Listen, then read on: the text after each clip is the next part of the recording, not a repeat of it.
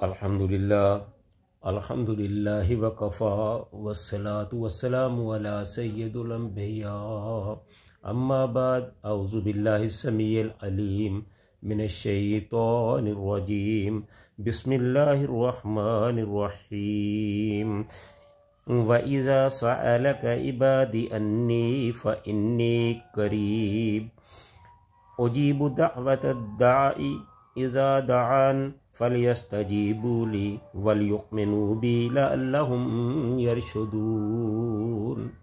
सदक़ल्लाहुल अज़ीम। हर किस्म की हम्द व सना अल्लाह जुल जलाल वल इकराम के लिए जो सारे जहानों का खालिक व मालिक और परवरदिगार है, और लाखों करोड़ों दरूद व सलाम आमीना दिलाल पैगम्बरे बेमसाल सारी कायनात के सरदार हज़रत मुहम्मद रसूलुल्लाह सल्लल्लाहु अलैहि वसल्लम की ज़ात वाला सफ़ात पर, जिनको अल्लाह ताला ने सारी कायनात का सरदार बनाया और सारे नबियों का इमाम बनाया। इससे पहले हम रमज़ान से मुतल्लिक़ा मसाइल पर गुफ्तगू कर चुके हैं। अब जो मैंने आपके सामने आयत तिलावत की है, इसमें हम दुआ से मुतल्लिक़ आपके सामने कुछ मारूज़ात पेश करेंगे। ये जो दुआ है ये भी उसी तरह एक इबादत है जिस तरह नमाज, रोज़ा, हज और ज़कात हैं। दुआ का भी जो शुमार है वो इबादत में होता है, और दुआ की बहुत ज़्यादा फ़जीलत है। बल्कि यहाँ तक मुख्तसरन अर्ज़ किया देता हूँ कि दुआ को अंबिया का हथियार कहा जाता है। तो इस तरह दुआ के बारे में कुछ गुज़ारिशात हैं जो आपकी खिदमत में पेश की जा रही हैं। फरमाया व इज़ा सअलक इबादी अन्नी फ़इन्नी क़रीब, ए मेरे हबीब सल्लल्लाहु अलैहि वसल्लम, सअलक इबादी अन्नी फ़इन्नी क़रीब, जब मेरे बंदे आपसे मेरे बारे में सवाल करें तो आप इन्हें कह दीजिए कि मैं करीब ही हूँ। उजीबू, और मैं कबूल करता हूँ, दावत दाई, पुकारने वाले की पुकार को, इज़ा दान, वो जब भी पुकारता है, फलयस्तजीबूली, बस इन्हें चाहिए कि वो मेरे हुक्मों को भी माने, वलयुमिनू भी, और मुझ पर ईमान भी लाएं, लअल्लहुम यरशुदून, ताकि वो नेकी की राह पा सके।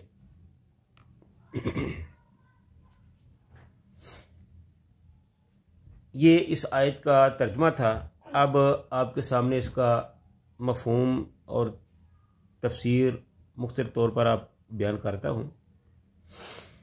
फरमाया व इज़ा सअलक इबादी अन्नी फ़इन्नी क़रीब। सबसे पहले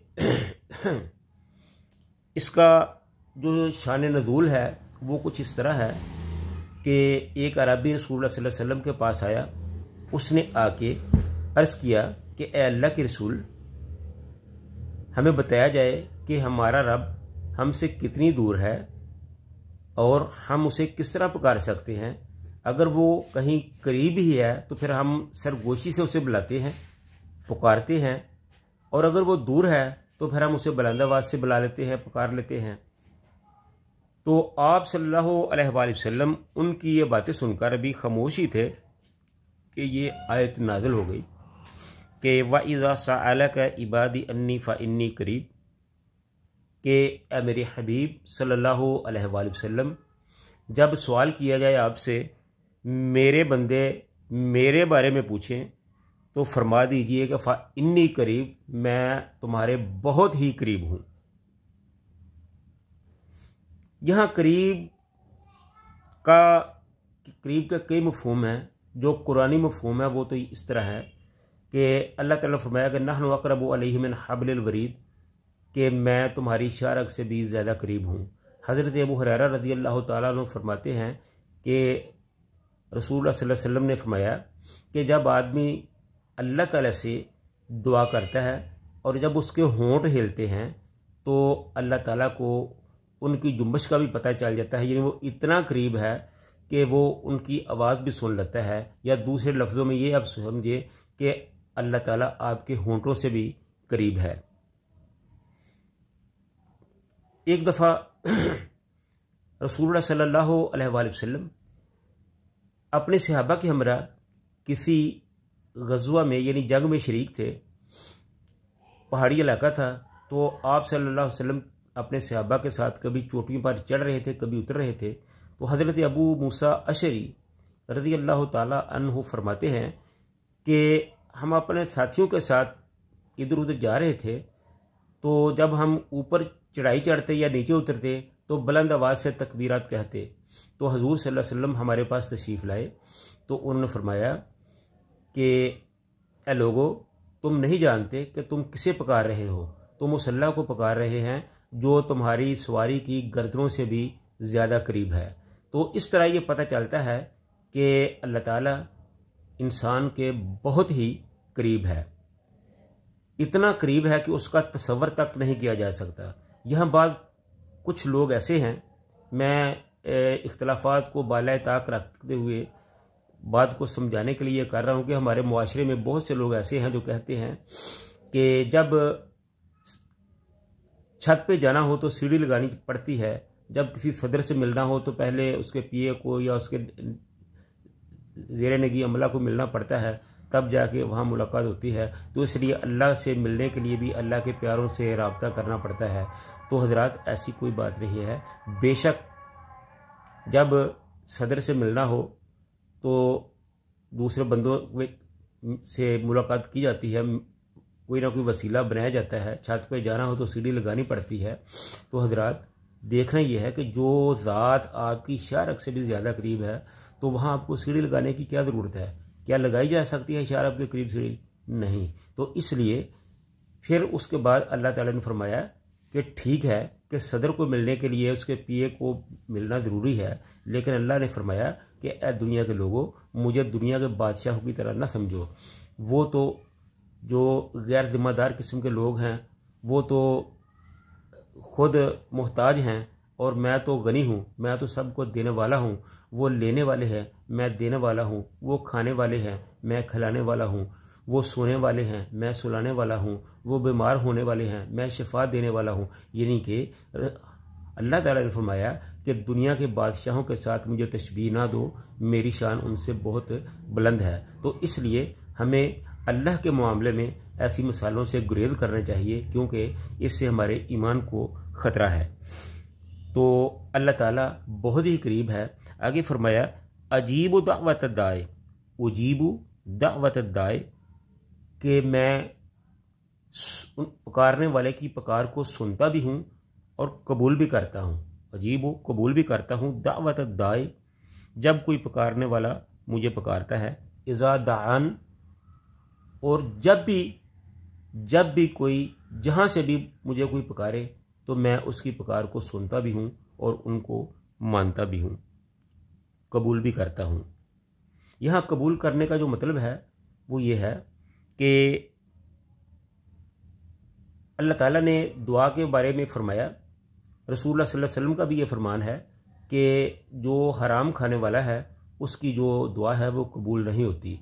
जिसका लिबास हराम का है, जिसकी ग़िज़ा हराम की है, जिसकी आमदनी हराम की है, तो उसकी दुआएं कबूल नहीं होती। तो इसलिए बेशक अल्लाह ताला बहुत करीब है, अल्लाह ताला हर आदमी की सुनता भी है, लेकिन इसके साथ अल्लाह ने आगे ये फरमाया है कि फलियस्तजीबूली, इसका वही मफ़हूम है ना कि आप मेरे हुक्मों को भी माने। बंदों को भी चाहिए कि वो मेरे हुक्मों को माने। मैं कहता हूँ ये चीज़ हलाल है, उसको हराम हलाल समझो। मैं कहता हूँ ये चीज़ हराम है, उसको हराम समझो। जो इबादत हैं उसका ख्याल रखा जाए, उसको किया जाए। जो गुनाह वाली चीज़ें हैं उससे बचा जाए।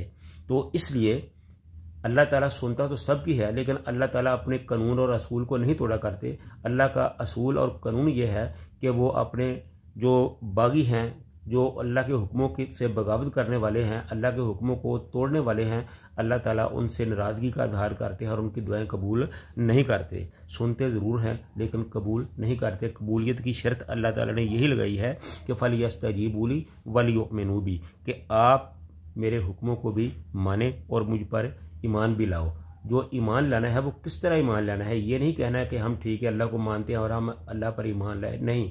अल्लाह पर ईमान लाने का मतलब है कि अल्लाह की पूरी ताकत, अल्लाह की तमाम ताकतों को तस्लीम करते हुए उस पर ईमान लाया जाए। कहा जाए कि वही हमारा हाजत रवा है, वही हमारा मुश्किल कशा है, वही हमारा बिगड़ी बनाने वाला है, वही हमारा काम चलाने वाला है, वही है जिसने ज़मीन व आसमान को थाम रखा है, वही है जो सारा कायनात का निज़ाम चला रहा है, वही है जो यफ़अलु मा युरीद है, वही सारे काम करने वाला है। तो जब इस हालत में हम अल्लाह को बुलाएंगे, इस हालत में हम अल्लाह को पर ईमान लाएंगे, तो फिर अल्लाह पर ईमान लाने का मकसद जो है वो पूरा होगा। तो हज़रात, इसमें और बहुत कुछ कहा जा सकता है लेकिन वक्त की किल्लत के पेश नज़र मैं मुख्तसरन आपके सामने जो है वो बयान कर रहा हूँ। अल्लाह ताला अमल की तौफीक अता फरमाए। आगे अल्लाह ताला ने फरमाया कि लअल्लहुम यरशुदून। ये सारी चीज़ें इसलिए बताई जा रही हैं आपको कि आप इन पर अमल करें और नेकोकार हो जाएं, आप नेकी के रास्ता इख्तियार कर लें, आप नेक बन जाएं, आप नेकी वाले हो जाएं। तो ये थी दुआ के बारे में चंद मरूज़ात और गुजारिशात। तो हमें चाहिए कि हम अल्लाह के बनाए हुए कानून और कायदा और कुलिया के तहत अपनी ज़िंदगी को गुजारें और उन कामों से इज्तनाब करें, उन कामों को इख्तियार करें जिनका अल्लाह ताला ने हमें हुक्म दिया है, और उन कामों से इज्तनाब करें जिनसे अल्लाह ताला ने हमें रोका है। वमा अलैना इल्लल बलागुल मुबीन।